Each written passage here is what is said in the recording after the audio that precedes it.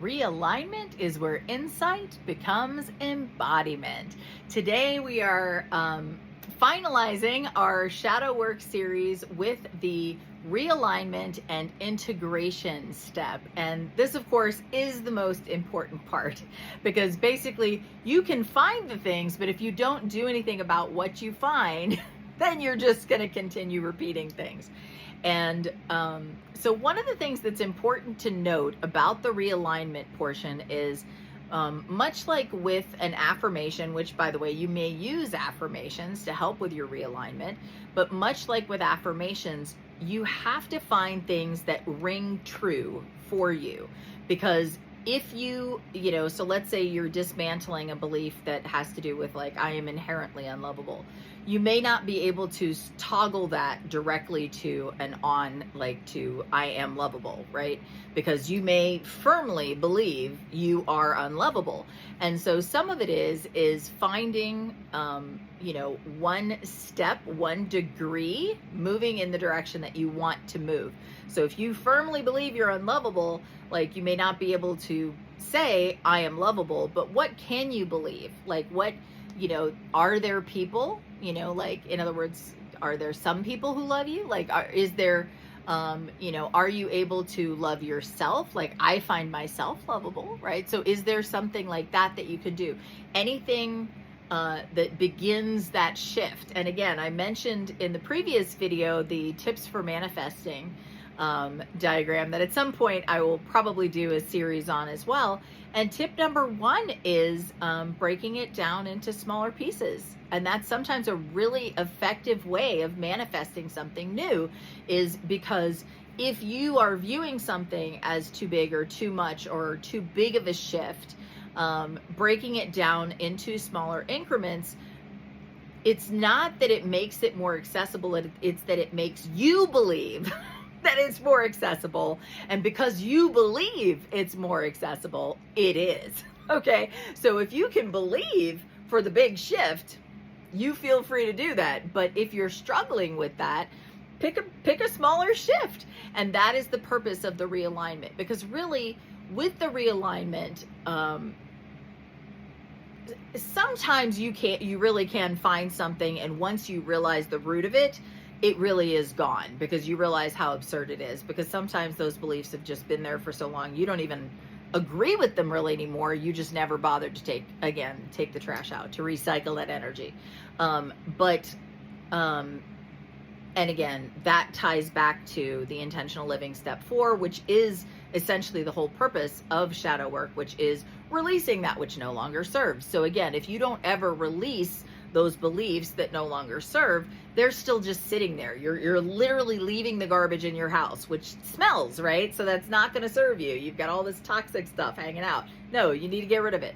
And so if it is something like that, it's easy. You could just get rid of it in one fell swoop. But the fact is most of the time it's like an onion. You're going to peel back a layer, and then you may find yourself struggling with a slight variation of it that is different, and then you peel back that layer. And so as you go with each time, you make progress. And this is where you have to be able to celebrate those wins, to really integrate it, and to encourage yourself on the journey by celebrating those wins, regardless of how small. So the first time that you get triggered and don't do whatever, if you have a tendency to have a short fuse and then you get mad at somebody, the first time that you're able to feel the trigger but not respond, yay, that's a win. Celebrate your wins. They are worth celebrating. I loved it because this past week, a friend of mine and I, we were having a moment and we were both slightly triggered, and we were able to process it together in that moment without anybody getting their feelings hurt, and to do it from a place of love, right? And that is ideal because we're both doing our inner work, and so we're able to do that in real time, and that is a gift to have relationships like that. And so as you are doing the work, that is what you are cultivating and then bringing into your life. And so that is so beautiful. I'm realizing that one of the things that I haven't talked about is how you do this from a practical standpoint. Now, you can And what I mean by this is, I mean the whole shadow work. Like, how do you determine from the emotion back to the belief to the patterns and loops, and how to realign it?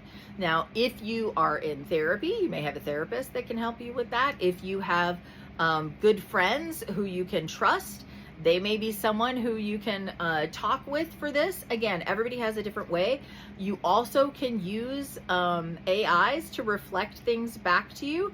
But again, bear in mind, I always say this with caution, and I know some people don't like the fact that I even bring this up because they object to them fundamentally, but I just want to say the reality is that the computer can notice patterns, but you just always have to remember that you are the human in the scenario. So again, like, don't just take everything as fact. Like, listen to what's being said, see if it resonates with you. You are still directing your own shadow work. And that is true, whether it's a counselor, whether it's a friend, whether you're using, a computer. Like, literally, you are the one who has to trust that you are being directed as you walk through this process.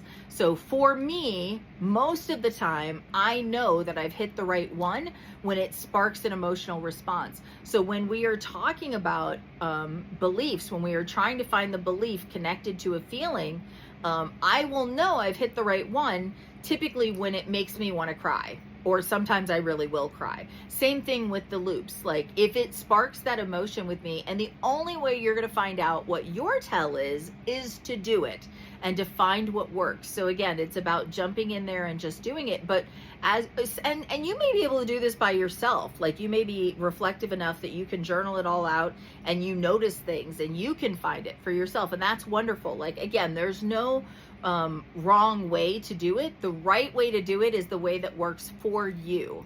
So I'm sharing for you my process that has worked for me, and I hope that it encourages you and gives you some ideas so that you can find a process that works for you. Because in the end, that's really what we want, is for each of us to be able to do our own shadow work so that we can all continue to grow and raise the collective thought together. So I hope you guys have enjoyed this series, and of course, more fun stuff is to come. Have an awesome day. Bless you.